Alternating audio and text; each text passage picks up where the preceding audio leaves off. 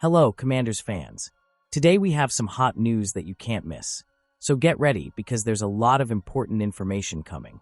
Before we start, we'd like to take the opportunity to subscribe to the channel, activate the bell, and stay up to date with all the news about our Washington Commanders.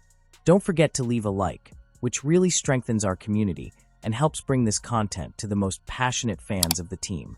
Now, without further ado, let's get straight to today's news. Trade proposal sends $72 million DT Commanders to AFC West. The important thing to remember when we see an NFL team giving permission to any particular player on its roster to seek a trade is that under no circumstances, ever, do NFL teams want to cede control of any aspect of their roster. It just doesn't happen. So when a player gets this kind of permission from his team, it usually just means that the team has reached the point where they've made a pretty unwavering decision. Specifically, they're no longer willing to pay his salary and have enough respect for the player to allow them to try to find someone who will. That's what Washington Commanders defensive tackle Jonathan Allen will try to do in the coming weeks, after ESPN's John Keim reported that the team will let him seek a trade partner, someone willing to pay his massive 2025 salary. Allen, a two-time Pro Bowler, has a $22.3 million salary cap hit. Keim wrote on February 25th. Washington would save $16.3 million in salary cap space if he were traded or released before June 1st. Seattle inquired about Allen before the 2023 trade deadline, according to multiple sources, but with a new coaching staff, it's uncertain whether the Seahawks would remain interested. Allen has a base salary of $15.5 million, though none of that is guaranteed. While Allen's salary will likely scare some teams, if the Commanders are willing to accept a mid- to low-round draft pick in exchange for Allen, there's tremendous upside in bringing in the two-time Pro Bowler. Chargers have cap space, urgent need at DT.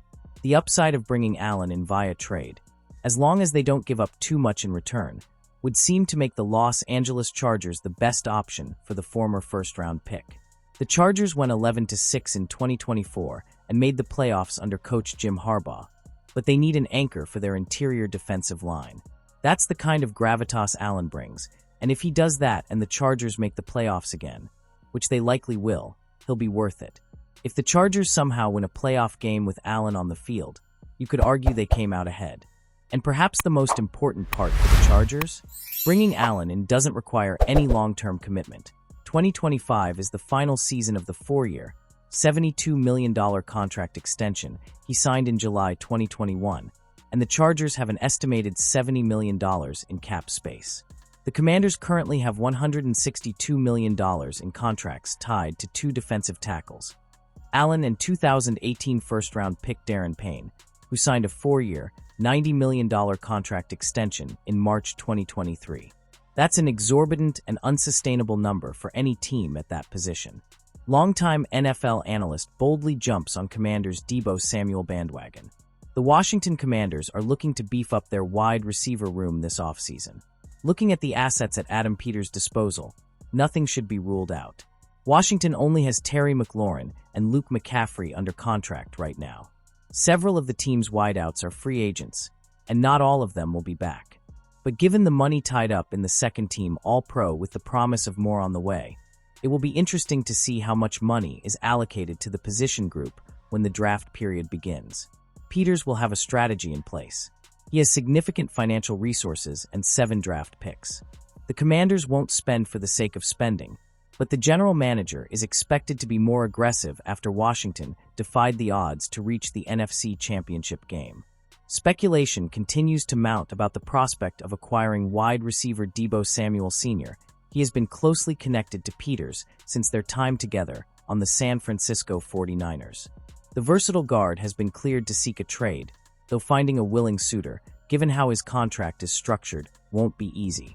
The Commanders would be reluctant to give up draft assets and take on Samuel's hefty salary. If the Niners end up releasing the former South Carolina standout, that possibility would become more realistic. Commanders tipped to acquire Debo Samuel for number 2 receiver role. Add Yahoo Sports' Matt Harmon to the list of analysts who think Samuel will end up in Washington. He believes the prolific pass catcher would be a good fit for the Commanders. His previous connection to Peters only sweetens the pot. The Commanders have too much cap space and too much urgency to maximize their offense around a great young quarterback to not add a big-name receiver. A long shot here, but they're one of the few teams that could make sense for Debo Samuel Sr. if Adam Peters were on the 49ers front office. Samuel could find a role in Cliff Kingsbury's offense, and most importantly, they could inherit his contract. Matt Harmon Samuel had a down year by his typically lofty standards in 2024. A fresh start is needed for both parties. Washington must figure out if his slump was a setback, as the Niners failed to meet expectations, or the start of something more worrisome.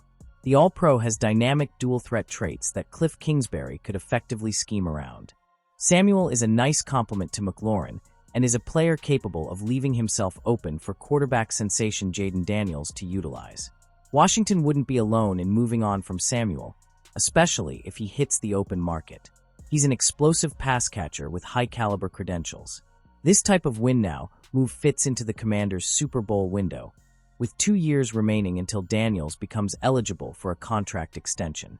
Peters knows how important this draft period is for the Commanders. They have a tremendous chance to build a campaign for the ages. Whether it's Samuel or someone else, the front office leader must find a legitimate number 2 receiver to pair with McLaurin. The Commanders' top free agent target is obvious after Jonathan Allen's trade demand. Jonathan Allen's impending departure from the Washington Commanders will save the team $16.47 million against its 2025 salary cap. That gives Adam Peters even more flexibility heading into a critical offseason. There was a need to shore up the defensive end even before this latest development regarding Allen. The former Alabama standout and Darren Payne have not been at their best over the past 2 seasons. Removing one seemed inevitable. How the Commanders will replace him is the big question. And looking at the free agent options that will hit the market, the Commanders' top target is obvious. The Commanders are expected to select Osa Odighizuwa to replace Jonathan Allen. Osa Odighizuwa is no stranger to head coach Dan Quinn. They spent a lot of time working together on the Dallas Cowboys and have developed a close bond. The former UCLA standout is one of the best in the league at generating pressure from the interior. This was an area the Commanders lacked last season, especially against the NFL's elite offensive lines. Odighizuwa is coming off a breakout year in Dallas, which will only add additional dollars to his contract demands. The Commanders have expendable assets with their Super Bowl window open. Spending lavish sums on another veteran lineman is risky, but the rewards could be substantial. Whether the Cowboys let things get to that point is anyone's guess. Stephen Jones recently revealed that talks are ongoing with Odighizuwa's representatives about an extension.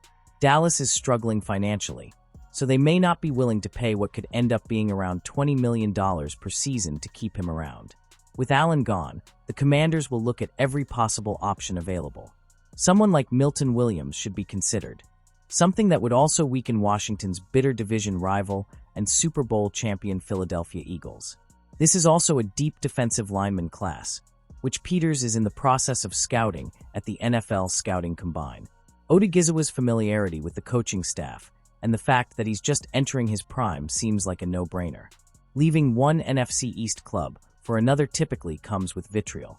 However, it's something that several coaches and players did when Quinn landed the head coaching job in Washington. Allen's impending departure means the Commanders are also losing a key figure in the locker room. While his on-field performances have been declining, his influence as a leader has remained strong. Those are big shoes to fill, but Odighizuwa is the type of personality that people naturally gravitate toward. Acquiring Odighizuwa wouldn't be cheap, especially if he hits the open market and a bidding war ensues for his services. For the first time in decades, the Commanders will be a coveted destination for free agents. Combine that with the familiarity factor, and it seems like a win-win for everyone involved. That should prevent the Commanders from adding another defensive lineman via the draft. Still, given the need to win now and maximize Jaden Daniels' rookie contract, something bolder can't be completely ruled out.